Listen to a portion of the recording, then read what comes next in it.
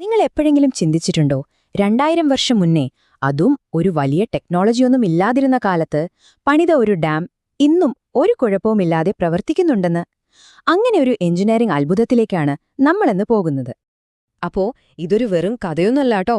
ഇന്നത്തെ മോഡേൺ ടെക്നോളജിയെപ്പോലും വെല്ലുന്ന, കാലത്തെ അതിജീവിച്ചൊരു സംഭവം തന്നെയാണിത്. എങ്ങനെയായിരിക്കും അവരത് പണിതത്, അല്ലേ? നമുക്ക് നോക്കാം. ഇതാണ് ആ അണക്കെട്ട്. പേര് കല്ലണ. ലോകത്തിലെ തന്നെ ഏറ്റവും പഴക്കം ചെന്ന ഡാമുകളിൽ ഒന്നാണിത്. സംഘകാലഘട്ടത്തിൽ കരികാല ചോളൻ കാവേരി നദിക്ക് കുറുകെ പണിതതാണ് ഈ ഗ്രാൻഡ് അണക്കെട്ട്. ഇപ്പോഴും ഒരു കുഴപ്പവുമില്ലാതെ പ്രവർത്തിക്കുന്നു. നിങ്ങൾക്കറിയാമോ, ഏകദേശം 2100 വർഷമായിട്ട് ഈ അണക്കെട്ട് തുടർച്ചയായി ഉപയോഗത്തിലാണ്. ഒന്നാലോചിച്ചു നോക്കിക്കേ, 2 സഹസ്രാബ്ദത്തിൽ കൂടുതൽ കാലം ഒരു സമൂഹം മുഴുവൻ ഇതിനെ ആശ്രയിച്ചാണ് ജീവിക്കുന്നത്. ശരിക്കും ഒരു അത്ഭുതം തന്നെ. അപ്പോ നമ്മുടെയൊക്കെ മനസ്സിൽ വരുന്ന ഒരു ചോദ്യമുണ്ട്. അതെങ്ങനെയാണ് ശക്തമായിട്ട് ഒഴുക്കുള്ള, മുഴുവൻ മണലുള്ളൊരു നദിയുടെ അടിത്തട്ടിൽ ഇത്രയും വലിയൊരു കല്ലുകെട്ട് അവർ പണിതത്? അതായിരുന്നില്ല ഏറ്റവും വലിയ വെല്ലുവിളി? അതെ, അത് തന്നെയായിരുന്നു പുരാതന തമിഴ് എഞ്ചിനീയർമാരുടെ മുന്നിലുണ്ടായിരുന്ന ഏറ്റവും വലിയ പ്രശ്നം. ഉറപ്പില്ലാത്ത ഈ മണലിൽ എങ്ങനെ ഇത്രയും ഭാരമുള്ള ഒരു സ്ട്രക്ചർ ഉണ്ടാക്കും? പക്ഷെ അവരുടെ ഉത്തരം നമ്മളെ ശരിക്കും ഞെട്ടിക്കും കേട്ടോ. അവരുടെ ടെക്നിക്ക് വളരെ സിമ്പിളാണ്, പക്ഷെ ഭയങ്കര ബ്രില്യൻ്റാണ്. ആദ്യം തന്നെ അവര് വലിയ പാറക്കല്ലെടുത്ത് നദിയിലെ മണലിലേക്ക് അങ്ങിടും. അപ്പോൾ നദിയിലെ ശക്തമായ ഒഴുക്ക് കാരണം കല്ലിനടിയിലുള്ള മണലൊക്കെ ഒലിച്ചുപോകുമല്ലേ? അതോടെ കല്ല് പതിയെ താഴേക്ക് ആഴ്ന്നിറങ്ങും.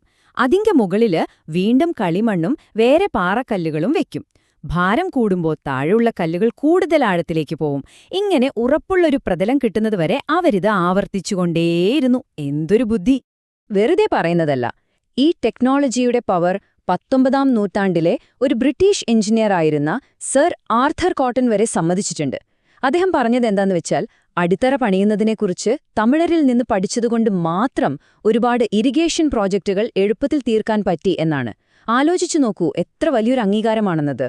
പക്ഷേ ഈ കല്ലണ എന്ന് പറയുന്നത് ഒറ്റയ്ക്ക് നിൽക്കുന്ന ഒരു ഡാം ആയിരുന്നില്ല.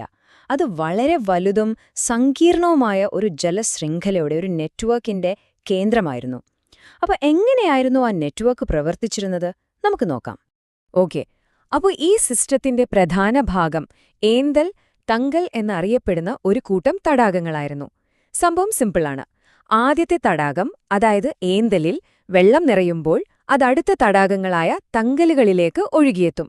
അതിന് ഗുണമെന്താണെന്ന് വെച്ചാൽ, ഒരേ വെള്ളം തന്നെ പലതവണ സംഭരിക്കാനും വീണ്ടും ഉപയോഗിക്കാനും പറ്റും. ശരിക്കും ഒരു വാട്ടർ റീസൈക്ലിംഗ് സിസ്റ്റം. ഈ നെറ്റ്വർക്കിൽ തന്നെ പലതരം ജലാശയങ്ങളുണ്ടായിരുന്നു കേട്ടോ. ഓരോന്നിനും ഓരോ പർപ്പസ് ആയിരുന്നു. ഊരുണി എന്ന് പറയുന്നത് പൊതുവായി കുടിവെള്ളത്തിനു വേണ്ടിയുള്ളതായിരുന്നു. സുനൈ സ്വാഭാവിക നീരുറവകളാണ്. കൺമൈ എന്നത് മനുഷ്യരുണ്ടാക്കുന്ന ജലസംഭരണികളും, പിന്നെ കുട്ടൈ എന്ന് പറയുന്നത് ചെറിയ മഴവെള്ളക്കെട്ടുകളുമാണ്.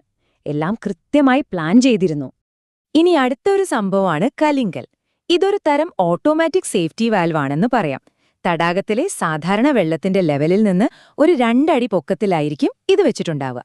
അപ്പോ വെള്ളപ്പൊക്കമൊക്കെ വരുമ്പോ അധികം വരുന്ന വെള്ളം ഇതിലൂടെ അങ്ങ് പുറത്തേക്ക് ഒഴുകിപ്പോകും. അങ്ങനെ തടാകത്തിന്റെ കര പൊട്ടാതെ സംരക്ഷിക്കും.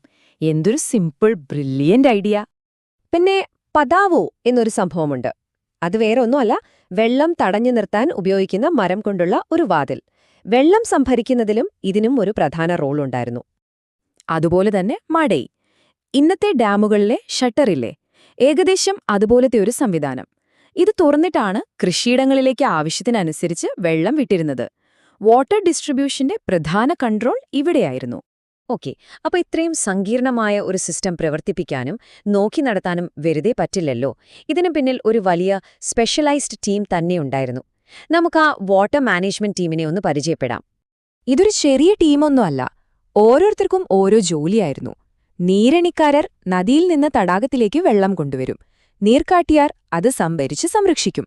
തടാകത്തിന്റെ കര ബലപ്പെടുത്തുന്നത് കരയാറാണ്. തടാകം വൃത്തിയാക്കുന്നത് കുളത്തുപള്ളർ. അവിടെ നിന്ന് പാടത്തേക്ക് വെള്ളം എത്തിക്കുന്നത് നീർവെട്ടിയാർ. ഷട്ടറുകൾ പ്രവർത്തിപ്പിക്കുന്നത് മടയാർ. ഏറ്റവും അവസാനം ഓരോ പാടത്തേക്കും എത്ര വെള്ളം വേണമെന്ന് കൃത്യമായി അളന്നുകൊടുക്കുന്നത് കുഴിപ്പള്ളർ. കണ്ടില്ലേ, എത്ര കൃത്യമായൊരു തൊഴിൽ വിഭജനം!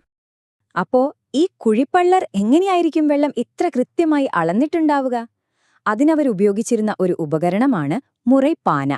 ഇതൊരു ചെമ്പുപാത്രമാണ്. അതിന്റെ അടിയിൽ ഒരു കുഞ്ഞു ദ്വാരമുണ്ടാകും. 1 ഏക്കർ സ്ഥലത്തേക്ക് എത്ര വെള്ളം വേണമെന്ന് കറക്റ്റായി അളക്കാൻ ഇത് ധാരാളമായിരുന്നു. ഏകദേശം ഒരു 10 ലിറ്റർ വെള്ളം കൊള്ളുന്ന ഒരു പാത്രമായിരുന്നു അത്. ആ പാത്രം നിറയെ വെള്ളമെടുത്ത് പാടത്തേക്ക് തുറന്നുവിടും. ആ ചെറിയ ദ്വാരത്തിലൂടെ വെള്ളം മുഴുവൻ ഒഴുകിത്തീരുമ്പോൾ 1 ഏക്കറിന് വേണ്ട വെള്ളമായി എന്നവർക്ക് മനസ്സിലാകും. എത്ര സിമ്പിളല്ലേ, പക്ഷെ എന്ത് എഫക്റ്റീവ്. അപ്പോ ഇത്രയും കേട്ട് കഴിഞ്ഞപ്പോ നമുക്ക് സ്വാഭാവികമായും ഒരു ചോദ്യം വരും. 2000 വർഷം പഴക്കമുള്ള ഈ സിസ്റ്റത്തിൽ നിന്ന് ഇന്നത്തെ നമുക്ക് എന്താണ് പഠിക്കാനുള്ളത്? ഒരുപാടുണ്ട്. നമുക്ക് നോക്കാം. നോക്കൂ, ഈ സിസ്റ്റത്തിന്റെ പ്രധാന തത്വങ്ങൾ ഇതൊക്കെയാണ്. 1. അതിന്റെ സമഗ്രമായ രൂപകൽപ്പന. ഒരു ഡാം മാത്രമല്ല, എല്ലാം പരസ്പരം ബന്ധിപ്പിച്ചൊരു നെറ്റ്വർക്ക്. 2. വിഭവങ്ങളുടെ പുനരുപയോഗം. വെള്ളം പലതവണ ഉപയോഗിക്കുന്നു. 3. Community management. എല്ലാവരും ഒരുമിച്ച് ആ സിസ്റ്റം നോക്കി നടത്തുന്നു. പിന്നെ 4ാമത്തേത് പ്രകൃതിയുമായി ഇണങ്ങിയുള്ള നിർമ്മാണം. ഈ കാര്യങ്ങളെല്ലാം ഇന്നും എത്രത്തോളം പ്രസക്തമാണെന്ന് നോക്കൂ. അപ്പോ അവസാനം ഒരൊറ്റ ചോദ്യം.